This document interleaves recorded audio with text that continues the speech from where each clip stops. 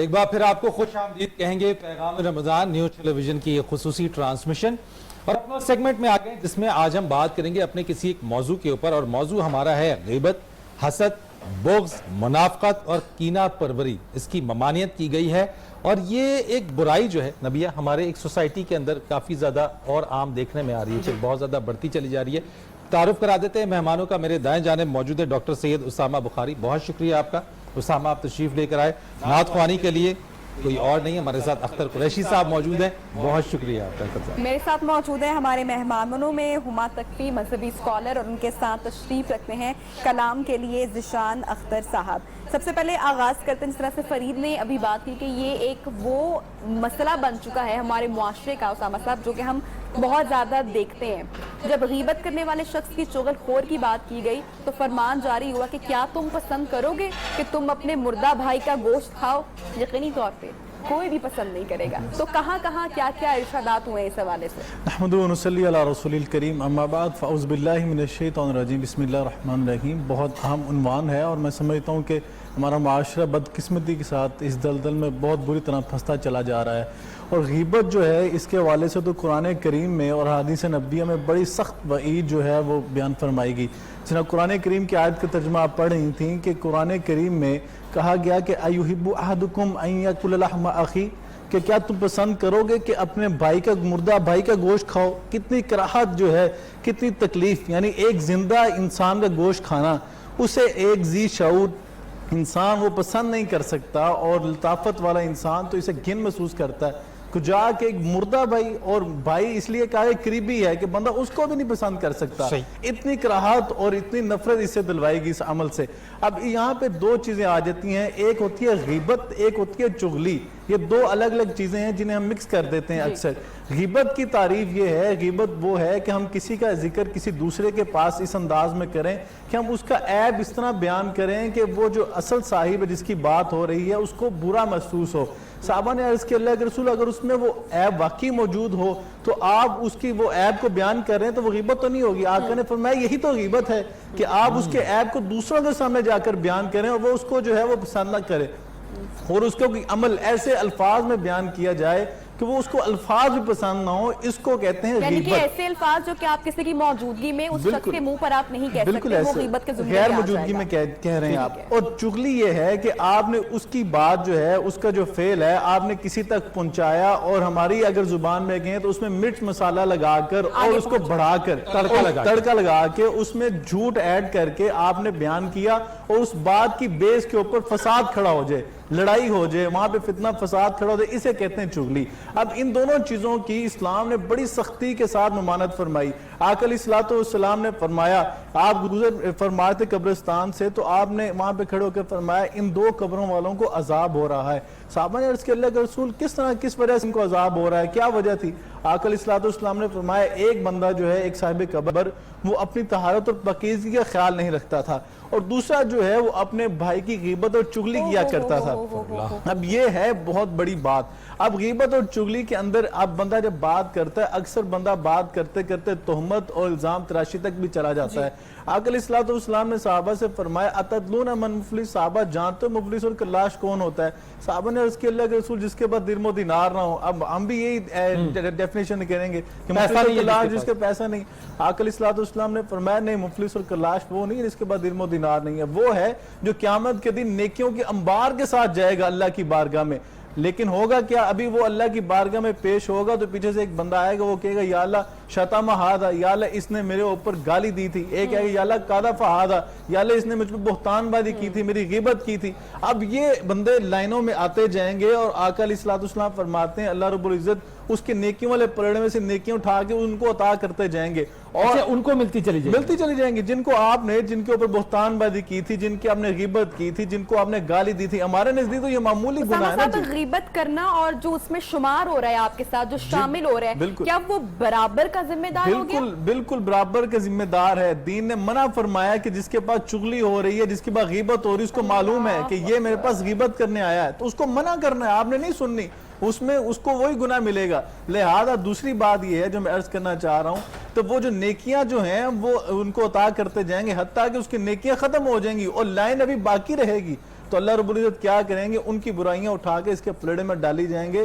تو میں یہ عرض کر رہا ہوں, حضرت معاذ بن جبل رضی اللہ تعالیٰ عنہ نے پوچھا تھا ایک دن اللہ کے رسول سے, آقا علیہ الصلوۃ والسلام انما لمؤاخذون لما نتکلم, آقا جو ہم روز مرہ کی زندگی میں گفتگو کرتے ہیں کیا قیامت کے دن اس کے بارے میں پوچھ گچھ ہوگی, پکڑ ہوگی؟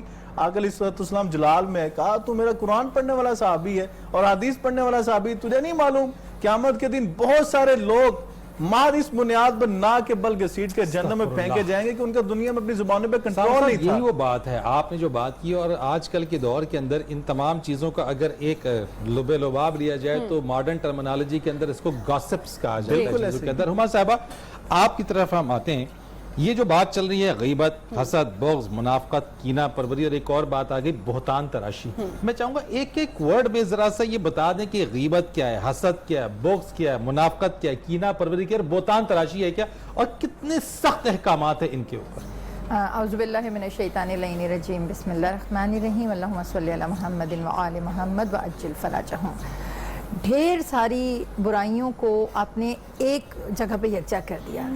مطلب یہ وہ چیزیں ہیں کہ جس سے نبی پاک صلی اللہ علیہ وآلہ وسلم نے براءت کا اظہار کیا, براءت مطلب بیزاری کا. اور جب معراج سے تشریف لے کر آئے تھے تو آتے کے ساتھ ہی سب سے زیادہ گریہ نبی پاک صلی اللہ علیہ وآلہ وسلم نے جب فرمایا تو لوگوں نے کہا یا رسول اللہ آپ تو اللہ تعالیٰ کی بارگاہ سے ہو کے ہیں, یہ شرف لے کر آئے. تو رسول نے آنکھوں سے آنسو جاری تھے اور کہا تھا میں نے اپنی امت کو جس حال میں دیکھا ہے کہ کاش پروردگار عالم ان کی مغفرت فرما دے. یعنی نبی پاک صلی اللہ علیہ وآلہ وسلم نے فرمایا کاش. تو لوگوں نے کہا یا رسول اللہ کیا دیکھ لیا آپ نے؟ کہا میں نے ایک جگہ پہ دیکھا لوگ مردہ بھائیوں کا گوشت کھا رہے ہیں. جیسے ابھی اسامہ نے بہت پیارے انداز سے غیبت کو بیان کیا, تو نبی پاک صلی اللہ علیہ وآلہ وسلم کہتے ہیں کہ میں نے دیکھا کہ وہ ان کو جس کو کہتے ہیں نا اپکائی آنا, اپکائی آ رہی تھی اور ملائکہ ان کو زبردستی کہتے تھے کہ یہ کھاؤ. کا یہ کیا ہے؟ یہ وہ سزا ہے کہ جب تم نے اپنے بھائی کے ساتھ غیبت کی. اب آپ نے اتنی ساری جو مجھے لسٹ دی ہے اس میں غیبت ابھی جیسے کہ اسامہ نے اس کو ڈیٹیل بیان کر دیا کہ وہ ایسی برائی, ایسی چیز جو اس میں موجود ہو مگر آپ اس کے سامنے اس کو نہ کہہ سکیں, اور اگر آپ اس کے پیچھے کہیں تو یہ غیبت ہے. پہلی چیز ہوگی بہتان. بہتان تراشی جو ہے وہ آج کل میں کیا کہوں بہت عام ہے, بہت عام ہے. بغیر تحقیق کے سنی سنائی بات پر اگر آپ نے مجھے یہ کہا کہ میں نے فلاں شخص کو یہ کرتے دیکھا, بغیر تحقیق کے اگر آپ اس کو آگے بیان کر دیں اور اس میں یہ برائی موجود نہ ہو تو یہ بہتان ہے. اور اللہ رب العزت فرماتا ہے کہ یہ جو بہتان تراشی ہے یہ مومن کو ایمان کے دائرے سے خارج کرنے کے لیے کافی ہے. یعنی کافی ہے. اگر آپ یہ مجھ سمجھیں پر کوئی شخص بہتان لگائے میں کیا کروں گا اس کے لیے, یعنی میں سے مراد اوورال میں ایک بات کر رہا ہوں, بالکل صحیح کیا کیا جائے, کیا میں اس سے لڑوں, کیا میں اس سے انتقام لوں, یا پھر میں اس کا معاملہ اللہ پہ چھوڑ دوں؟ دیکھیے سب سے بہترین معاملہ تو اللہ کی بارگاہ تو ہے ہی, وہ تو پروردگار تو ہے, وہ سمیع بھی ہے, وہ بصیر بھی ہے, وہ دل کی دھڑکنوں کو سننے والا بھی ہے. تو پروردگار عالم تو کسی معاملے کو چھوڑے گا نہیں. سورہ زلزال میں کہتا ہے وَمَن يَعْمَلْ مِثْقَالَ ذَرَّةٍ خَيْرًا يَرَهُ وَمَن يَعْمَلْ مِثْقَالَ ذَرَّةٍ شَرًّا يَرَهُ. ذرہ سا, مثقال کہتے ہیں مطلب چھوٹا سا ذرہ, جس نے اتنی سی نیکی کی میں دیکھوں گا, دکھاؤں گا وہ ساری چیزیں اس کو, جس نے شر کیا وہ بھی دکھاؤں گا. تو خدا کا معاملہ تو ہے اور اللہ پہ ہی چھوڑ دینا چاہیے. اللہ نہیں چھوڑنا نہیں چاہیے, میں یہ نہیں کہہ رہی, میں یہ کہہ رہی ہوں اب بہتان تراشی اگر کوئی کر رہا ہے آپ پہ, اگر تو آپ کلیریفائی کر سکتے ہیں تو پہلا حق یہی ہے کہ آپ اس کو کلیریفائی کریں. آپ پوچھیں اس سے, کہیں کہ تم نے میرے اندر یہ برائی دیکھی, کیا تم نے میرے اندر یہ خامی دیکھی. اگر وہ طاقت میں آپ سے بڑا ہے اور آپ کو اپنے اوپر ایذا پہنچانے کا ڈر ہے کہ کہیں میں اس سے بات کروں گا اور کہیں یہ نہ ہو جائے, پھر یہ معاملہ خدا کی بارگاہ میں چھوڑ دیں. لیکن اس کو کلیریفائی کرنا جو ہے وہ آپ پر واجب ہے, کیونکہ آپ کی ذات, آپ کی شخصیت, آپ کا کردار اگر اس شخص کی بہتان ترازی کی وجہ سے معاشرے میں اسپوائل ہو رہا ہے تو سب سے پہلے آپ پہ واجب ہے کہ خود کو ڈیفینڈ کریں اور اپنے آپ کو ڈیفینڈ کریں. اگر اس کے باوجود نہ ہو تو پھر معاملہ خدا. اور فرید کہیں پہ میں پڑھ رہی تھی اور میری نظر سے گزرا کہ اگر کیونکہ بہت کامن ہو چکا ہے نا ہمارے معاشرے میں بہتان اور الزام لگانا, تو ایک بڑی عام بیماری بن چکی ہے کہ اگر آپ کسی نیکوکار یا پرہیزگار شخص یا عورت پر اگر آپ بہتان لگاتے ہیں یا الزام لگاتے ہیں یا ان کی عزت اچھالتے ہیں تو آپ چاہے 100 سال کی نیکی بھی اللہ کی بارگاہ میں حاضر کریں گے نا تو وہ رد کر دی جائے گی. کریکٹر اساسینیشن ہے آپ کا, الزام تراشی, بہتان تراشی, غیبت, جھوٹ. میں نے آپ سے کیا کہا کہ اگر آپ بیٹھ کے, ہمیں تو شاید اس چیز کا اندازہ ہی نہیں ہو پاتا نا, ہم کر کے آ رہے ہیں, ہم ایک دوسرے کو ڈسکس کرتے ہیں, لوگوں کو ڈسکس کرتے ہیں اور اس کو ہم گوسپ کا نام دیتے ہیں. اور یہ جو آپ نے گوسپ کا نام لیا, اکثر محفلوں میں بیٹھتے وقت, جاتے وقت اکثر لوگ آپ سے بھی کہتے ہوں گے, مجھ سے بھی जी, बड़ा आम क्योंकि फैशन बन चुका है जी। ना, और फिर गॉसिप क्या है, मतलब एक सेशन बना और दिया। फिर गॉसिप क्या है। मैं तो कहता हूँ कि यकीनन गॉसिप हमारी कोई भी नहीं audience भी है। समझ अच्छा, रही लोग है। आपसे पूछते हैं फलाने की, यार मैंने तो उसके बारे में, और आजकल क्या क्या क्या चल रहा है, मेरा एक जवाब होता है, आपने उससे बारे में मुझसे पूछना है, आप उससे खुद पूछ खुद लीजिए, पूछें, बिल्कुल सबसे ऐसा ही है, बेहतरीन जवाब। बिल्कुल ऐसा ही है। इससे बेहतर कि आप उसमें इंडल्जो, जिस तरह से उसामा साहब ने कहा कि जो करने वाला और उसके साथ देने वाला बराबर के शरीक हुए हैं, बिल्कुल। थोड़ी देर के लिए बुरे बने ना आप थोड़ी देर के लिए लोग आपको कहेंगे कि भाई फरीद भाई बड़े रूड हैं, इनसे मैंने कहा, लेकिन पीछे थोड़ी- तारीफ ही करेंगे वो उसके बाद। थोड़ी देर की बुराई आप गले ले लें, लेकिन उससे आप बहुत बड़ी बुराई बहुत बड़ी मजीद चलें, गुफ्तगू को भी हम लोग आगे बढ़ाएंगे, लेकिन वक्त हुआ चाहता है कुरैशी कलाम साहब सुनने की का। कलाम का। कुरैशी साहब जरा जान और फूंक दें हमारी ट्रांसमिशन में। पेश करता हूँ।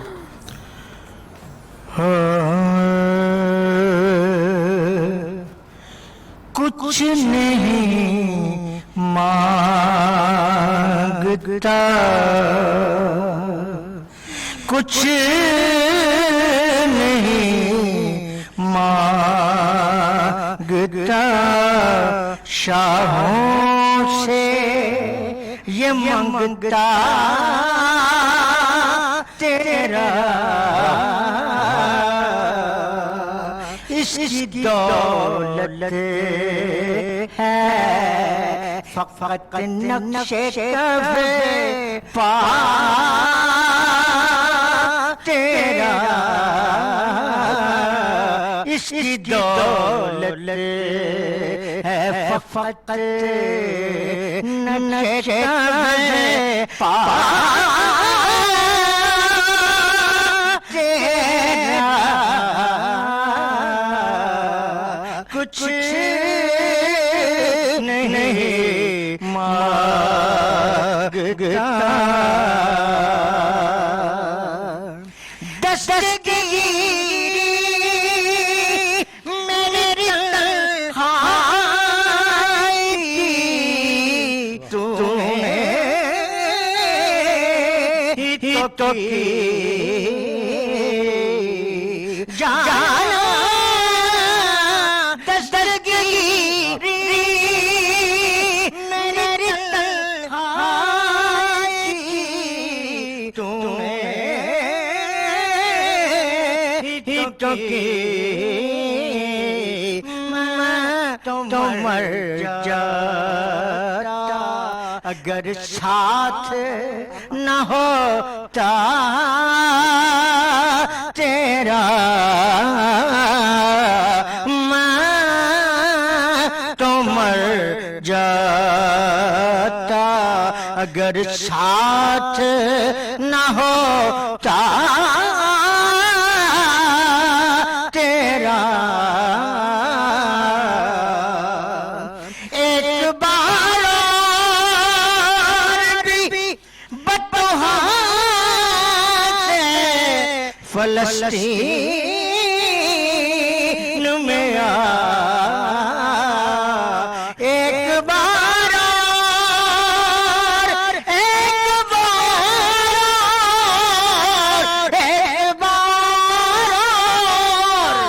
बतहा से फलस्तीन में आ,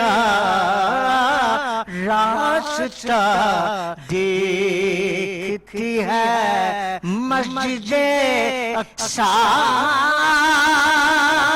तेरा, रास्ता देखती है मस्जिदे अक्सा तेरा। लोग कहते हैं कि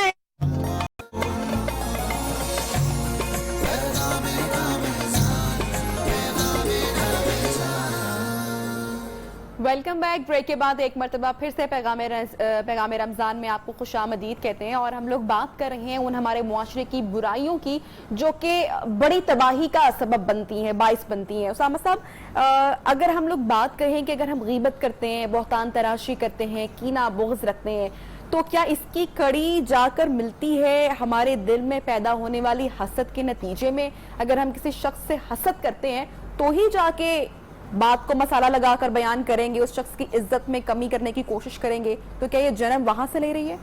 बहुत अहम सवाल है और आपने बड़ी मैं समझता हूँ कि नब्ज़ के ऊपर हाथ रखा है कि जो हसद जहाँ से पैदा होता है उसके असबाब जो हैं उसमें सबसे बड़ा सबब ये है कि इंसान जिसके बारे में अपने दिल में बुग़्ज़ महसूस करता है, किना महसूस करता है, या उसको अपने से बरतर महसूस करता है, उसके बारे में दिल में जब बंदे के बुग़्ज़ आ जाता है, किना आता है, तो उसकी बुराई को कोशिश करता है कि दूसरे के सामने जाके बयान करे। और ये हसद की बेस है असल में, ये हसद की निशानदेही करती है कि आप किसी के पास जाते हैं और उसकी जाके बुराई को बढ़ा चढ़ा कर बयान करते हैं। अगर बुराई ना भी हो, उसकी अच्छाई को बुराई के अंदर मोल्ड करके उसे चेंज करके आप उसको बयान करने की कोशिश करते हैं। हसद जो है, हसद जो ये पैदा होता है इंसान के अंदर, वो इसी वजह से होता है। हसद वहाँ पैदा होता है जहाँ कंपटीटर होते हैं आपस में, यानी ताजर का ताजर से होगा, उस्ताद का उस्ताद से होगा, हम एंकर जो हैं एंकर के एंकर से होगा, आलम दीन का आलम दीन से होगा। यानी एक बंदा जो अपने से दूसरे को बरतर महसूस करता है, वो ये समझता है कि मेरे से ये बरतर हो गया, अल्लाह ताला ने मुझसे ज्यादा इसको इनामात दे दिए। और कुरान तो इसके बारे में कहता है कि क्या तुम इस बात पे हसद करते हो कि अल्लाह ने उस पर तुमसे ज्यादा फजल किया है? तो अल्लाह की तकसीम पर बेसिकली इनकारी हो रहा है। ऐसे बिल्कुल ईमान, नबी करीम सल्लल्लाहु अलैहि वसल्लम ने इसलिए तो फरमाया था ना कि या तो इंसान के दिल में हसद रहेगा या ईमान रहेगा। दो चीजों को एक दूसरे से मुतजाद बयान कर दिया, या ईमान है या हसद है। यानी अगर के किसी के अंदर हसद है, जिस नबी ने बात की कि हसद है और हसद लीड कर रहा है टुवर्ड्स गीबत, बिल्कुल ऐसा, और उसके आपकी बोतान तराशी, हसद की तो क्या उस दिल के अंदर इसका मतलब है कि फिर ईमान नहीं है ना? नबी करीम सल्लल्लाहु अलैहि वसल्लम ने दोनों चीजों को मुतजाद बयान फरमा दिया कि ईमान का मुतजाद हसद है, या ईमान रहेगा या हसद रहेगा। अब हसद क्या है, इसके हवाले से अल्लाह के रसूल सल्लल्लाहु अलैहि वसल्लम ने आगे बयान फरमाया, इय्याकुमुल हसद फ़इन्नल हसद याकुल हसनात कमा ताकुलुन नारल हतब। हसद से बचो, हसद तुम्हारी नेकियों को ऐसे खा जाता है जिसना आग लकड़ी को खा जाती है। अब एक बंदा लकड़ी लेकर आए किसी मुकद्दस शहर की मुकद्दस जगह की, उसमें आग जला दे तो आग उसको खा देगी, और आग तो उसको नहीं छोड़ेगी, आग का काम है खा जाना। इस तरह हसद जो है इसका काम है नेकियों खा जाना। इंसान नेकियां करता है, आज हम कहते हैं कि जी हम नेकियां भी करते हैं लेकिन हमारी नेकियां कबूल नहीं होती। होता यह है कि हम हसद की आग से उन नेकियों को जला देते हैं, और हसद की आग ऐसी आग है कि इसीलिए तो कुरान करीम ने कहा ना कि हसद जिसके अंदर पैदा होता है, दो इसके जो है मैं समझता हूँ स्टेजेस हैं। एक पहली स्टेज होती है हसद का पैदा हो जाना है किसी के बारे में, दूसरी इसकी स्टेज है अपने हसद का जो इजहार करना। आप अपनी जुबान पे लें कि मैं उसे हसद करता हूँ, या उसके ऊपर आप जहर उगलते हैं। अच्छा, वैसे क्या वजह है जी, ये क्या वो अवामिल है जो कि इंसान के दिल में ये हसद पैदा करता है? इंसान के दिल खुद के कंट्रोल में है। वही अर्ज कर रहा था कि जहाँ कंपटीटर होते हैं शैतान, वहां पे आकर वहां पे आग ये भड़काता है कि भाई तुम्हें इससे ज्यादा जो है अल्लाह रब्बुल इज्जत ने उसको ज्यादा नेकी फजल कर दिया है, उस पर ज्यादा इनामात कर दिए हैं। अब हमें हसद कहाँ पैदा होता है, हमें दिल में जो है बुग़्ज़ कहाँ से आता है? इसके पास ज्यादा अच्छी गाड़ी है, इसके पास ज्यादा अच्छा मकान है, इसके पास ज्यादा अच्छा मकान है, इसकी इनकम ज्यादा है, इसकी औलाद ज्यादा काबिल है, उसकी रात ज्यादा कामयाब है, इसका हुस्न ज्यादा है, इसकी कामयाबी ज्यादा है। हसद करने वाला शख्स है उसके ऊपर अल्लाह की सजा तो बाद में आएगी, वो खुद उसने जो अपने लिए आग पहले लगाई है वो तो उसमें खुद ही जाके उसकी आग में जलता है। अब कुरान जो कह रहा है मिन शर्रि हासिदिन इज़ा हसद, अब ये जो आयत है ये इस चीज की निशानदेही करती है कि कुरान कहता है उससे पनाह मांगो हसद से, जब हसद करने वाला हसद करता है। ये नहीं कहा कि हसद जब उसके दिल में आ गया, हसद तो आ जाता है इंसान के दिल में, बहैसियत इंसान जब इंसान के अंदर ईमान की कमी होती है तो इंसान कहता है कि वो यार इसके पास तो अच्छी चीजें आ गई, मेरे पास ये नहीं है। अब कुरान कहता है हसद की बजाय अगर इंसान चाहता है, जारी बात हर इंसान चाहता है मेरे पास हुस्न भी हो, मेरे पास दौलत भी हो, मेरे पास माल भी हो, अच्छी रहायश भी हो, मेरी औलाद भी कामयाब हो, सब्र और शुक्र नहीं होगा ना? नहीं, रश्क यहाँ पे हसद के मुकाबले पे रश्क दीन ने जो है मुतारिफ करवाया है कि आप रश्क करें, आप उसको दुआ दें, या अल्लाह अगर तूने इसके ऊपर इनामत किए हैं इनमें मजीद इजाफा फरमा, मुझे भी ऐसे अता फरमा। इसकी इजाजत है दीन में हसद की इजाजत नहीं है। चले मैं इसी चीज को माँ साहबा की तरफ से लेके चलते हैं कि एक चीज है बोग्स और फिर कीना परवरी, क्या फर्क है दोनों में, और हम किस तरीके से ये बोग्स दिल में या कीना परवरी को ये कैसे जन्म लेता है? देखिए ये जो तमाम अमराज हैं एक के साथ एक फ्री मिलता है, मतलब अच्छा, 1+1 जैसे कहते हैं ना कि ब्लड प्रेशर होता है तो शुगर भी हो ही जाती है, तो इसी तरह अगर कीना होता है, हसद होता है और फिर इसके साथ गीबत होती है तो मुनाफिकत, और ये जो दूसरा आपने क्या कहा, एक वो कीना परवरी है, बोग्स है, मुनाफिकत है जी, ये जो चीजें हैं ये सारी एक के साथ एक आती चली जाती हैं। अब कीना परवरी जो है ये एक ऐसा मर्ज है जो मैं मिसाल दूंगी कैंसर की मानंद है کہ جو اندر اندر اندر اندر پھیلتا جاتا ہے اور پھیلتا جاتا ہے لیکن وہ باہر ایکسپوز نہیں ہو رہا ہوتا. اور کینہ کیا ہوتا ہے کہ آپ مومن بھائی سے سامنے ظاہری طور پر تو بہت اچھے طریقے سے مل رہے ہیں کہ میری آپ کی بہت اچھی دوستی ہے, بہت محبت ہے مجھے آپ سے, لیکن دل کے اندر میرے جو ہے وہ آپ کے لیے کدورت ہے, دل کے اندر منافقت ہے. اور یاد رکھیے کہ یہ جو مرض ہے منافقت کا, اگر آپ قرآن پڑھیے تو قرآن کے اندر اللہ تعالیٰ نے 3 گروہوں کی صریحاً جو ہے وہ نشانی دی کہ ایک کافر ہے, ایک مشرک ہے. کافر سے بھی رسول اللہ صلی اللہ علیہ وآلہ وسلم نے مقابلہ کیا اور فاتح ہو گئے, مشرک سے بھی کیا, فاتح ہو گئے. مگر اللہ تعالیٰ نے کئی مرتبہ کئی صورتوں میں, سورہ حجرات میں اور سورہ بقرہ میں بھی تذکرہ کیا کئی دفعہ کہ اے میرے حبیب منافقوں سے ہوشیار رہو. کافر اور مشرک سے بھی خطرناک منافق ہیں. کیوں؟ کیونکہ کافر کا چہرہ یہاں ہو جاتا ہے, مشرک کا چہرہ ہے, یہ کافر ہے یہ مشرک ہے. مگر منافق کا کیا مسئلہ تھا کہ منافق سامنے سے مسلمان ہوتا تھا, اندر سے رسول اللہ کا دشمن ہوتا تھا. تو وہ جو منافقت ہے کہ سامنے سے آپ کا بھائی بن گیا, سامنے سے آپ کا رشتہ دار, سامنے سے آپ کا مخلص, سامنے سے آپ کا خیر خواہ.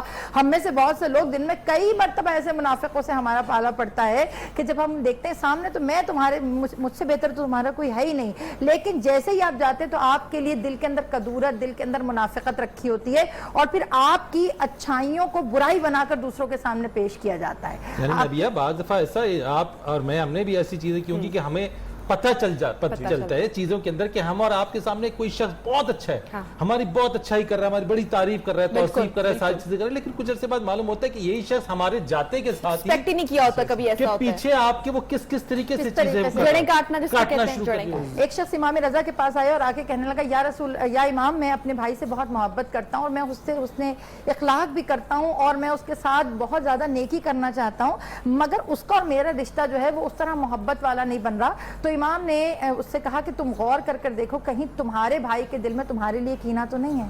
پتا چلا دونوں فریقین میں سے کینہ کسی ایک کے دل میں ہو تب بھی آپ کا رشتہ اسٹرانگ نہیں ہو پاتا, تب بھی آپ کا رشتہ مضبوط نہیں ہو پاتا. لیکن اس کا یہ فائدہ ضرور ہوگا کہ آپ اپنی نیکی کا اجر لے رہے ہوں گے اور وہ اپنی کینہ پروری کا جو ہے وہ نقصان اٹھا رہا ہوگا. تو یہ جو منافقت ہے, کینہ پروری ہے, بغض ہے, یہ تینوں ایک ہی کیٹیگری کی بیماریاں ہیں. تو لیکن یہ جو منافقت ہے یہ کفار کی نشانیوں میں سے تھی, اور یہ یعنی کہ کفار سے بڑھ کر ان کا اللہ تعالیٰ نے کئی جگہ کہا ہے کہ اے میرے حبیب یہ جو منافق ہیں وہ تم پہ ایمان نہیں لائیں گے.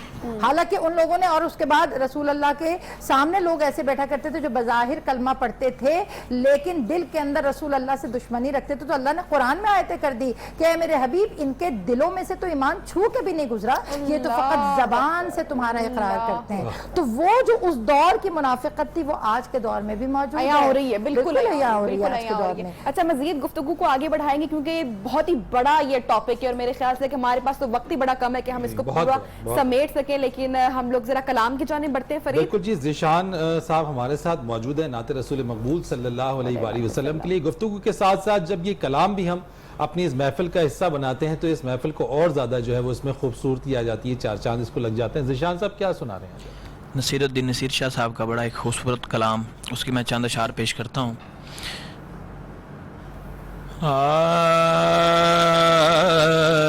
تھی جس کے مقدر میں گدائی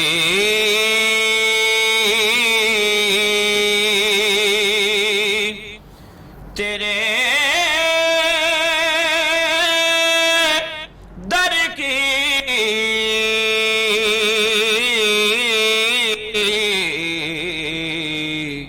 تھی جس کے مقدر میں گدائی تیرے در کی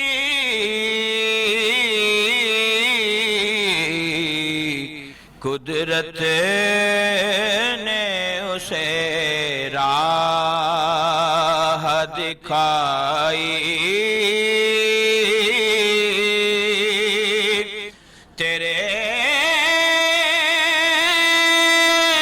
در کی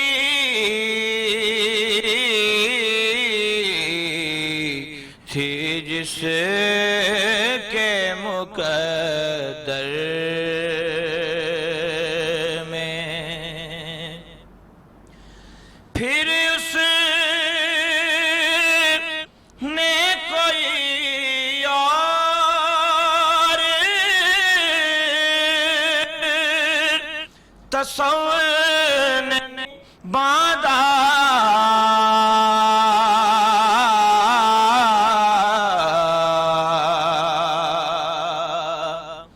پھر اس نے کوئی اور تصور نہیں باندھا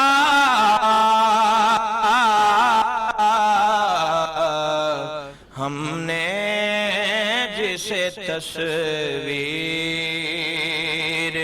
دکھائی تیرے در کی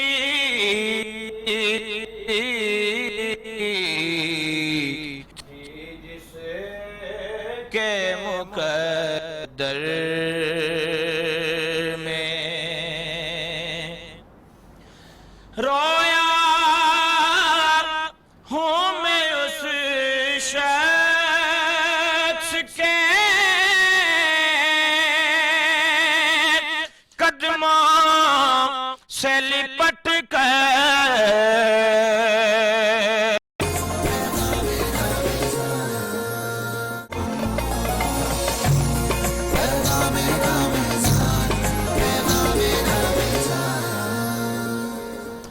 خوش آمدید آپ کو کہیں گے ایک بار پھر آہستہ آہستہ افطار کی جانب ہم بڑھ رہے ہیں. ہمارا موضوع گفتگو اپنے علماء کرام سے اسی موضوع کے اوپر ہم بات کریں. بہت ہی اہم بہت ہی امپورٹنٹ ٹاپک نعت خوانی کے لیے ہمیں جوائن اپ کیا ہے ناصر الطاف سہروردی صاحب نے. ان سے بھی کلام سنیں گے.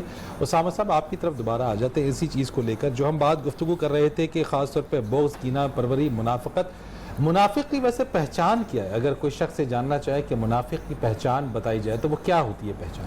بسم اللہ الرحمن الرحیم. بہت اہم سوال ہے آپ کا اور نبی کریم علیہ الصلوۃ والسلام نے اس کے بارے سے واضح حدیث بیان فرمائی. آپ نے فرمایا جس میں ایک حدیث میں 4 خصائل ایک میں 3 اور کچھ میں زیادہ بیان فرمائے. آپ نے فرمایا اگر جن میں یہ نشانیاں پائی جائیں کانا منافقن خالصاً یہ خالص منافق ہوگا. پہلی نشانی جب بات کرے جھوٹ بولے. دوسری نشانی جب وعدہ کرے وعدہ خلافی کرے. تیسری نشانی جب اس کے پاس امانت رکھوائی جائے اس میں خیانت کرے.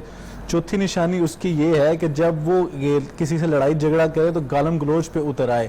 اب یہ 4 نشانیاں اگر ہم اپنے گریبان میں جھانکیں من حیث القوم ہمیں تو یہ بہت ساری نشانیاں ہمیں پائی جاتی ہیں کہ بات پہ ہم جھوٹ بولتے ہیں, امانت رکھوائی جو اس میں خیانت کرتے ہیں, من حیث القوم میں یہ بات ہو چکی ہے. اور پھر اسی طرح جب معمولی سے لڑائی جھگڑا ہو, اب سوشل میڈیا دیکھ لیں, ہم گالی جو ہے اس سے نیچے بات ہی نہیں کرتے نا. وہ نبی کریم صلی اللہ علیہ وسلم نے فرمایا جو کسی کو گالی دیتا ہے وہ تو ویسے ہی جو ہے وہ دین اسلام کے والے سے کہا وہ فاسق و فسق و فجور میں چلا جاتا ہے. اور اس کے والے سے منافق کے والے سے کہا گیا جس طرح عمر تقوی صاحب فرما رہی تھی کہ قرآن کریم میں تو منافق کی بڑی زیادہ وعید بیان فرمائی ہے. اور یہاں بیان فرمایا ان المنافقین فی درک الاسفل من النار, جہنم کا جو سب سے آخری گڑا ہے منافق کو اس میں پھینکا جائے گا. جو جہنم کے درجات اس میں آخری درجہ جو ہے جہاں پہ عذاب کی شدت زیادہ ہوگی وہ ہے منافقین کے لیے. اور منافقوں کا ذو وجہین 2 چہروں والا, یہاں پہ ہے بات اور کرے گا وہاں پہ ہے بات اور کرے گا. منافق ہے نفق سے نکلا ہوا, نفق کہتے ہیں ٹنل کو یا سرنگ کو, یعنی کہ ایک طرف سے سرا اور ہے دوسری طرف سے سرا اور ہے. نمری جو سرنگ بناتی ہے اس کے 2 سرے ہوتے ہیں, ایک سے داخل ہوتی ہے دوسری سرے سے نکل جاتی ہے. مطلب ایک طرف اور بات کرنا دوسری طرف اور بات کرنا, اس کو منافقت کہتے ہیں.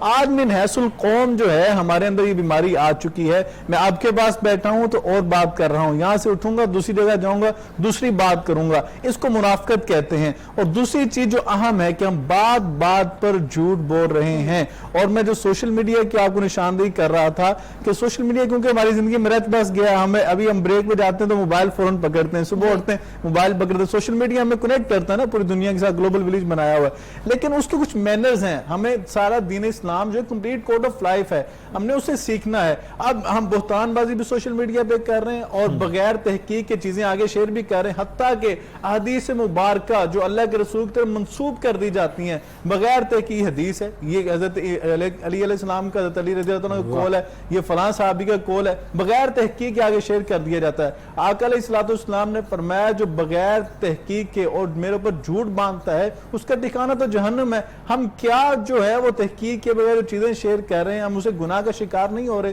اور دوسری جو عام بات نبیہ بہن نے جو بریک پہ جانے سے پہلے کہی تھی کہ ہم اپنی زبان, یہ دیکھیں سارے جو معاملات جو ہم نے آج موضوع ڈسکس کر رہے ہیں ان کی جو بیسک جو چیز ہے جو شامل ہو رہی ہے ہمارے جسم میں سے وہ زبان ہے. زبان کی حفاظت کے حوالے سے قرآن اور حدیث نے بڑی سختی سے کہا اتق اللہ فینا, کہ زبان کے بارے میں کہا کہ جب انسان صبح بیدار ہوتے ہیں انسان کے سارے اعضاء اس زبان سے پناہ مانگتے ہیں کہ بھئی اپنے آپ کو کنٹرول میں رکھنا, کیوں تمہارے سے ہمارے سارے معاملات چلتے ہیں. اور ایک آپ نے کہا کہ انسان صوم و صلات کا پابند ہو لیکن زبان اس کی غیر محتاط ہو. ایک حدیث مبارکہ کے اندر ایک واقعہ آتا ہے, آقا علیہ الصلوۃ والسلام کے پاس صحابہ آیا, عرض کی اللہ کے رسول وہ فلاں عورت جو مدینے میں رہنے والی وہ صوم و صلات کی بڑی پابند تھی, صدقہ خیرات کرتی تھی, وہ فوت ہوگی رات, لیکن اس کے زبان کے شر سے اس کے پڑوسی اس کے رشتہ دار جو تھے وہ بڑے پریشان تھے, تنگ ہوتے تھے. آقا علیہ الصلوۃ والسلام نے یہ نہیں فرمایا کہ وہ بڑی صوم و صلات کی پابند تھی, صدقہ خیرات کرتی تھی, وہ جنت میں جائے گی, اس کے اعمال قبول ہوگی. آپ نے فرمایا لا خیر فیہا یا فی النار, اللہ نے اس کی کوئی نیکی قبول نہیں کی, وہ تو سیدھی جہنم کو گئی ہے. ماد اس بنیاد پہ زبان پہ کنٹرول نہیں تھا. اور جو آقا علیہ الصلوۃ والسلام نے منافق کی بات کی, کہا ایک حدیث مبارکہ میں آقا علیہ الصلوۃ والسلام فرما رہے ہیں کہ وہ نماز بھی پڑھے اور صدقہ خیرات بھی کرے, حج بھی کرے, عمرہ بھی کرے, لیکن اگر اس میں یہ چیزیں پائی جاتی ہیں کہ بات کرے, جھوٹ بولے, امانت رکھوائی دے, خیانت کرے اور وعدہ خلافی کرے, آپ نے فرمایا پکا منافق ہے. اب منافق ہے پکا, کانا منافقن خالصا, حدیث کے الفاظ ہیں کہ خالص منافق ہے. ہم کس طرح کہہ سکتے ہیں کہ ایک بندہ نمازیں بھی پڑھے اور بات کے ساتھ جھوٹ بھی بولے, منافق کیسے نہیں ہو سکتا. اب یہ ہمیں ان چیزوں کے اوپر بڑا غور سے دیکھنا پڑے گا, اور دین نے تو اس کے بارے سے بڑی کلیئر کٹ ہمیں تعلیمات دے دی ہیں, تو ہم کیوں نہیں اپنے گریبان میں جانگتے. آج ہم اگر چاہتے ہیں کہ ہمارے معاشرے سے یہ بیماریاں, یہ خرافات ختم ہو جائیں, تو ہمیں مناسب کو اپنے اپنے گریبان میں جانگنا ہے, ہمیں اپنی بیماریاں دور کرنی ہے. فردن جب بیماری دور ہوگی تو پھر ہی معاشرہ پاکیزہ ہوگا. حضرت لقمان علیہ السلام سے کسی نے پوچھا, بات ان سے ہوئی, تو انہوں نے کہا کہ میں کبھی اپنے خاموش رہنے پر نہیں پچھتایا, میں جب پچھتایا اپنے بولنے پر پچھتایا. تو ہم کبھی یہ بات سوچتے نہیں ہے کہ ہم کچھ بول جائیں گے, کسی کی دل لزاری کر جائیں گے تو کیا ہوگا. اسی چیز میں بھی ایک چیز ایڈ کرتا ہوں کہ زبان کے بارے میں بات ہو رہی ہے, وہ کہتے ہیں کہ زبان میں ہڈی نہیں ہوتی لیکن یہ آپ کی ہڈی توڑوا سکتی ہے. یس بالکل ایسے ہی جو بات کہی نا کہ آپ نے کہ آپ آبزرو کریں, سوچیں, first you think then you say. وہ امی اکثر کہتی ہیں کہ یہی زبان آپ کو مختلف کورس میں بھی آیا ہے کہ فرش سے عرش تک لے جائے گی اور پھر عرش سے فرش تک بھی لے جائے گی. تو یہ اتنا سا فرق ہے, یہ سمجھنے کی ضرورت ہے. اچھا, راز پوشیدہ کرنا کسی کا, کہتے ہیں کہ اگر آپ سے خود میں کوئی برائی ہو گئی ہے تو آپ اس کو دوسروں کے سامنے بیان مت کرو, بتاؤ مت, اس کی بڑائی مت کرو کہ وہ مجھ سے ماضی میں گناہ ہو گیا اور اس کا, کہ تاکہ کوئی اور اس سے نہ سنے. لیکن ہم لوگ دوسروں کے یہاں پر عیب, دوسروں کے گناہ بتا رہے ہوتے ہیں. جو شخص کسی کا راز پوشیدہ نہیں رکھ سکتا, اس کے بارے میں کیا بتایا گیا ہے؟ دیکھیے, مومن کی جو پہلی نشانیاں, جیسے ابھی منافق کی بتا رہے تھے, اسی طرح مومن کی بھی نشانیاں ہیں. ان میں مومن کی نشانیوں میں سے یہ ایک نشانی یہ بھی ہے کہ وہ دوسروں کے رازوں کو اپنے دل میں پوشیدہ رکھتا ہے, دوسروں کے عیبوں پہ پردہ ڈالتا ہے, دوسروں کی برائیوں کو لوگوں کے سامنے افشا نہیں کرتا. یعنی کہ کسی کے راز کو, کسی کے راز میں اچھائی بھی ہے اور برائی بھی ہے. اگر کوئی آپ کو راز دیتا ہے تو وہ آپ کے پاس اس کی امانت ہوتا ہے, اور جب وہ امانت ہوتا ہے تو جب آپ دوسروں سے بیان کرتے تو وہ خیانت ہو جاتا ہے. تو ابھی جو بات کر رہی ہیں آپ کہ اس میں اپنے جو عیوب ہیں, جیسے مجھے پتا ہے میرے اندر کیا برائی ہے. آپ کو مولا کائنات کا ایک فرمان ہے, مولا فرماتے ہیں کہ سب سے بڑا منافق وہ ہے, یعنی ہم منافقت کی بھی بات کر رہے تھے تو کسی نے کون منافق ہے جو اللہ کو نہ مانے, رسول کا, نہیں, سب سے بڑا منافق وہ ہے جو اپنی برائیوں کو پہچانتے ہوئے اپنی تعریف کا خواہاں ہو.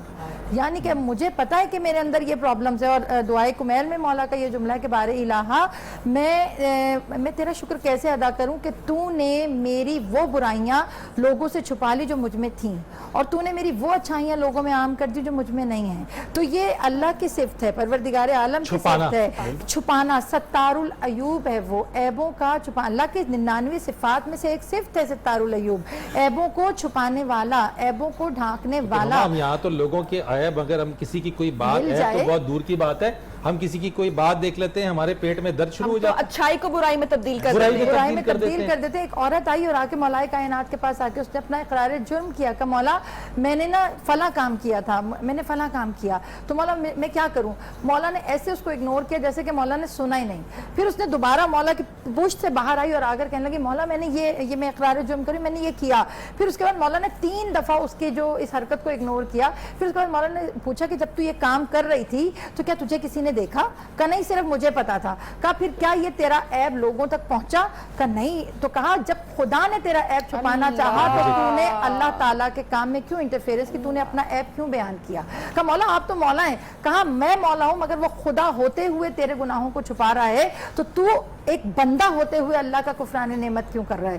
پتا چلا اپنی اب میں سے اکثر بہت سے سیدھے سے لوگوں سے صرف تمہیں بتا رہی ہوں آج میں نے یہ کر دیا، آج میں نے یہ کر دیا. اللہ تعالیٰ نے اس کی سختی سے ممانعت کی ہے کہ اگر تم نے اقرار ہی کرنا ہے، اگر تم نے اپنے عیبوں کو بیان ہی کرنا ہے تو پھر خدا کی بارگاہ میں بیان کرو، اللہ کی بارگاہ میں بیان کرو. اور مولا کائنات صرف بتاتے کہ پاک ہے وہ رب العزت، کمال ہے وہ رب العزت کہ جو لوگوں کے عیبوں کو دیکھتا بھی ہے اور عطا بھی کرتا ہے. پھر ہم جو بات آپ کر رہی ہیں نا کہ میں آپ کو بتا رہا ہوں، پلیز دیکھو بالکل کسی کو آگے نہ بتانا، بس سمجھ لیجئے کہ جب آپ نے اپنے دل سے وہ راز نکال دیا تو وہ راز پھیل گیا، راز نہیں رہا. جب تک الفاظ تمہارے دہن میں ہوتے ہیں تب تک وہ تمہارے غلام ہوتے ہیں، لیکن جب وہ تمہاری زبان سے باہر نکل جاتے ہیں تو تم ان کے غلام ہو جاتے ہو، غلام بن جاتے ہو. بالکل قریشی صاحب کی جانب بڑھتے ہیں.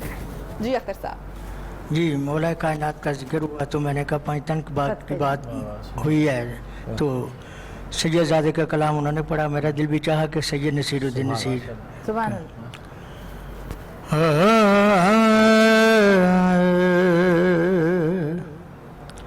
ایک میں ہی نہیں ان پر قربان زمانہ ہے، ایک میں ہی نہیں ان پر قربان زمانہ ہے، ایک میں ہی نہیں ان پر قربان زمانہ ہے، ایک میں ہی نہیں ان پر قربان زمانہ ہے. کون ہے جو رب دو عالم کا محبوب یگانہ ہے، جو رب دو عالم کا محبوب یگانہ ہے. کل پل سے ہمیں جس نے خود پار لگانا ہے، کل پل سے ہمیں جس نے خود پار لگانا ہے، زہرا کا وہ بابا ہے، حسنین کا نانا ہے، زہرا کا وہ بابا ہے، حسنین کا نانا ہے.